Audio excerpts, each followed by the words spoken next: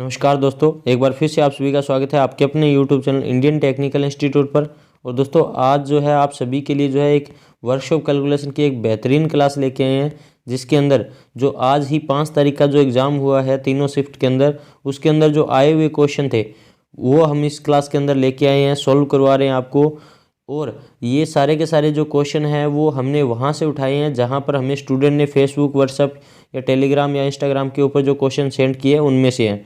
इसमें 10 से 15 क्वेश्चन हमने नहीं उठाए हैं, क्योंकि जो पिछली क्लास हमने बनाई थी उसमें से 10 से 12 क्वेश्चन रिपीट हो रहे हैं, तो इसलिए हमने जो है वो क्वेश्चन जो है पिक नहीं किए हैं। तो अगर जो है आपने पिछली क्लास नहीं देखी है तो पिछली क्लास का वीडियो के लास्ट में मैं आपको लिंक दे दूंगा, वहाँ से जाके आप ज़रूर देख लीजिएगा, ताकि अगर आपके एग्ज़ाम में भी आते हैं तो आप आराम से क्लियर कर पाएंगे। और अगर जो है चैनल पर पहली बार आए हुए हैं तो चैनल को सब्सक्राइब कीजिए और वीडियो को लास्ट तक देखिएगा, ताकि अगर आपके एग्ज़ाम में इसमें से कोई क्वेश्चन आता है तो आप आराम से क्लियर कर पाएंगे दोस्तों। तो चलिए दोस्तों शुरू करते हैं और देखते हैं कि आज का जो आपका पहला क्वेश्चन है वो आपके लिए क्या रखा गया है।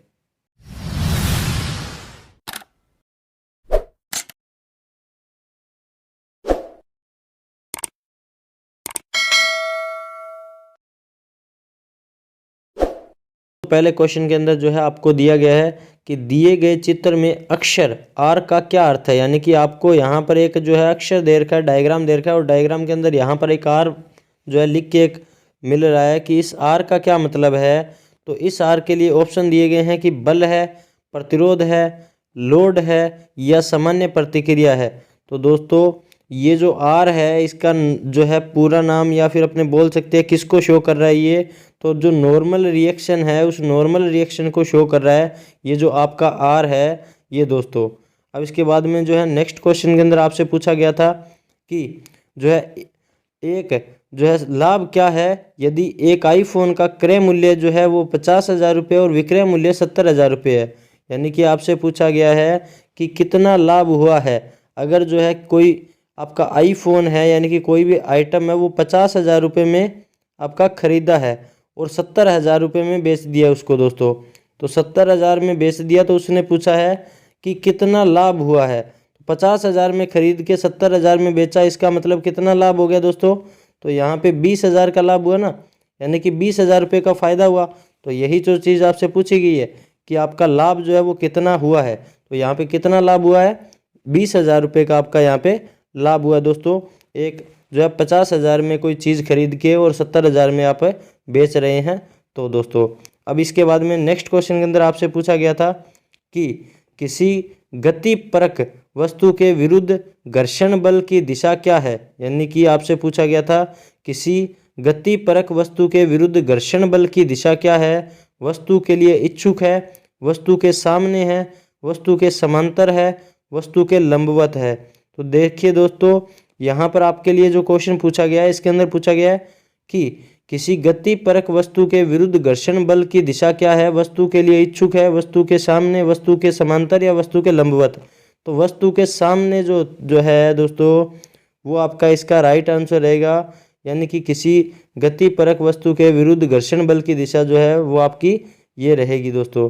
अब इसके बाद में जो है नेक्स्ट क्वेश्चन के अंदर आपसे पूछा गया है कि कौन सा उपयोगी घर्षण है।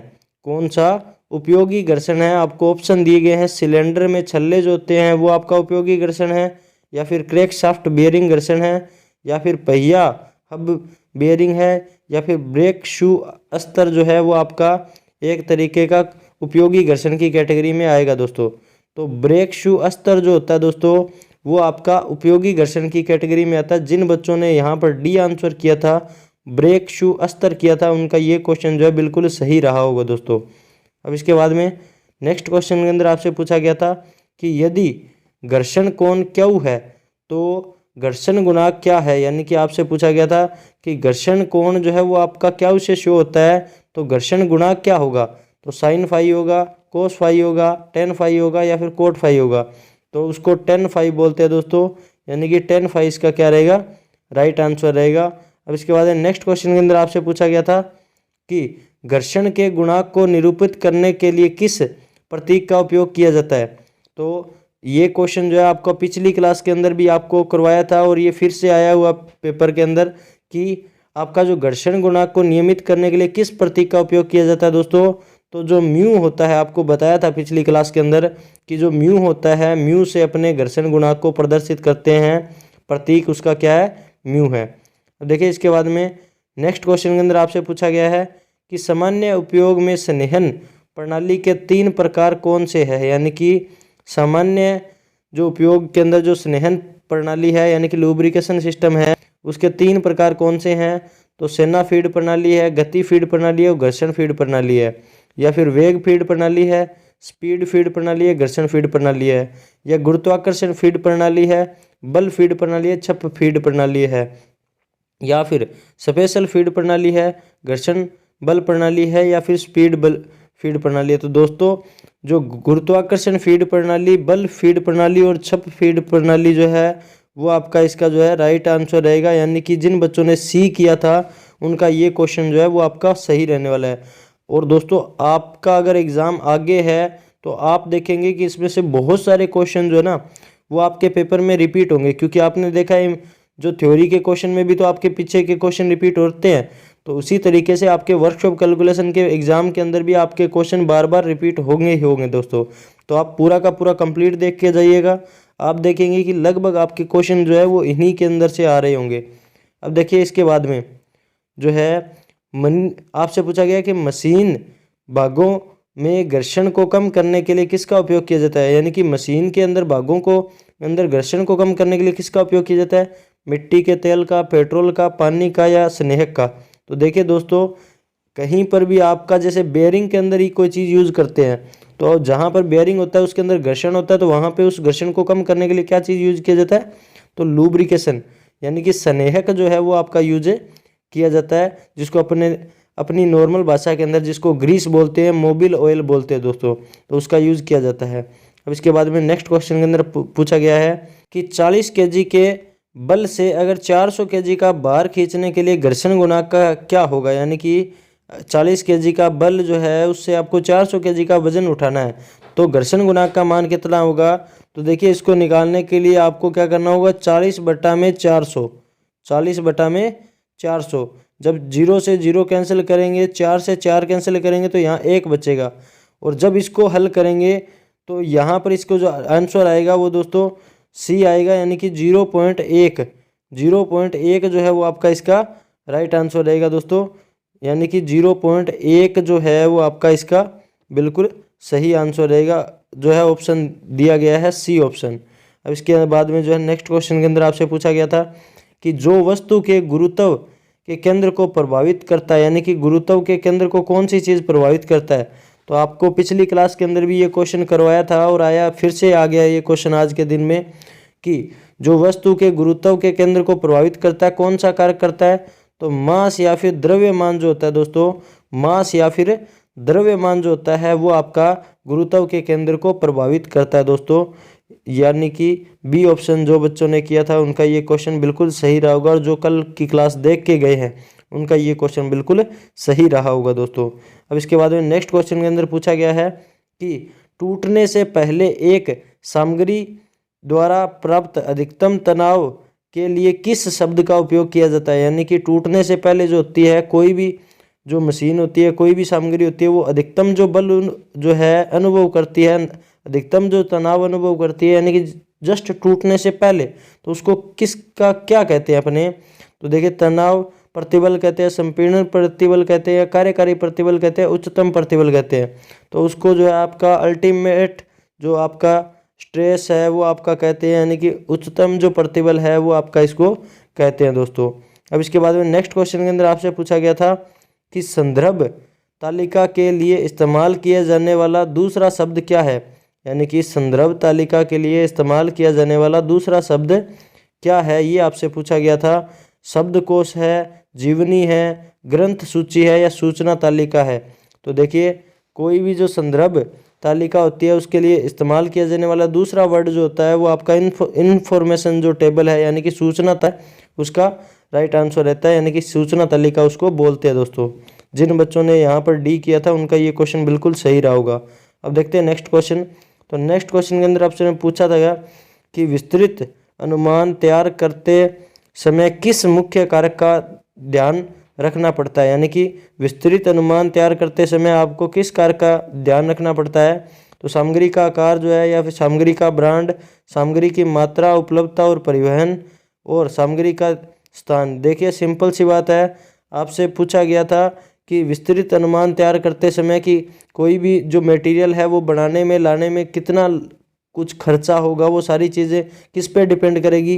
तो सामग्री कितनी लेके आनी है, कहाँ से लेके आनी है, रास्ते के अंदर उसकी जो ट्रेवल करने की व्यवस्था कितनी है, उसी पे डिपेंड करेगी ना। तो यही आपसे क्वेश्चन पूछा गया था। इसका मतलब इसका राइट आंसर क्या था? सी। जिन बच्चों ने सी किया है उनका ये क्वेश्चन बिल्कुल सही रहा होगा दोस्तों।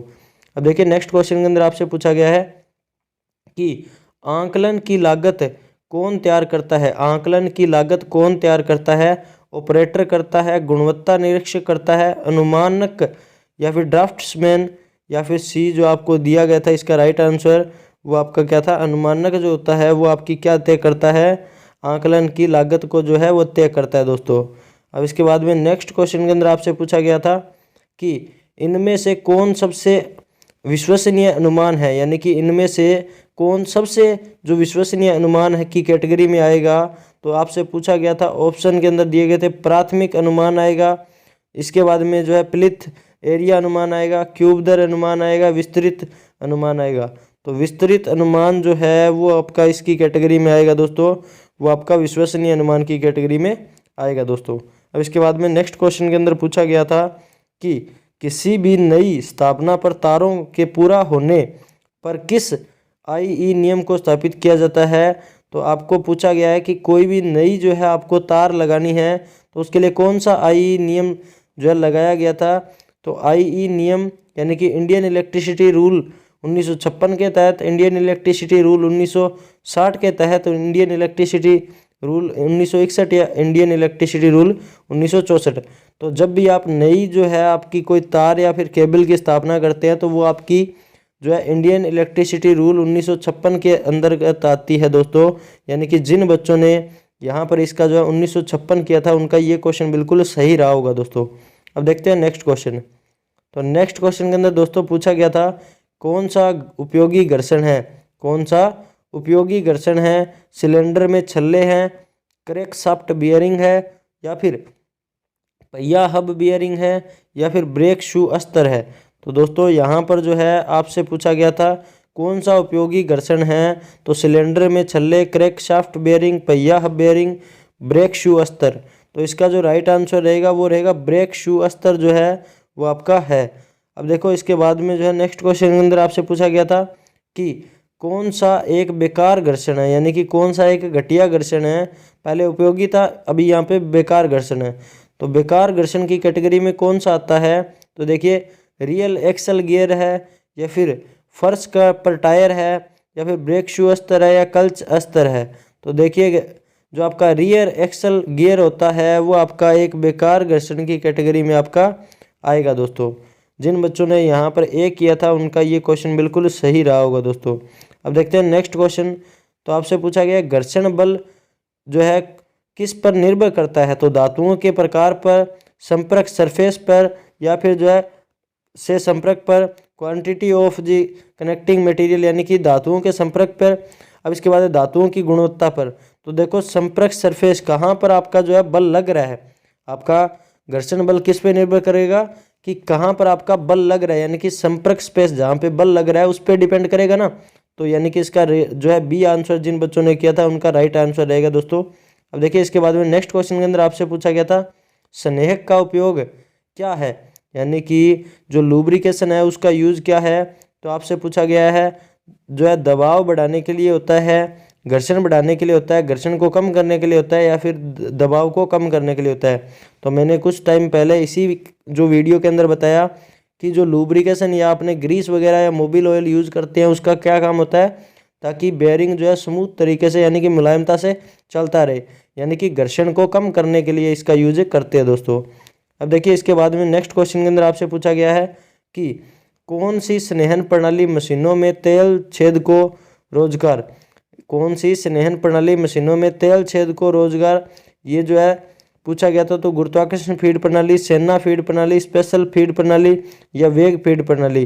तो गुरुत्वाकर्षण फीड प्रणाली जो है वो इसका राइट आंसर रहा होगा दोस्तों। अब इसके बाद में नेक्स्ट क्वेश्चन के अंदर पूछा गया है कि विकृति की इकाई क्या है। विकृति की इकाई क्या है, तो किलोग्राम प्रति सेंटीमीटर स्क्वायर है, न्यूटन प्रति मीटर स्क्वायर है, मीटर है, इकाई नहीं होती है। तो दोस्तों जिन बच्चों ने यहाँ पर किया था कि इसकी जो इकाई है वो नहीं होती है, उनका ये क्वेश्चन जो है वो बिल्कुल सही रहा होगा। विकृति की कोई इकाई नहीं होती है दोस्तों।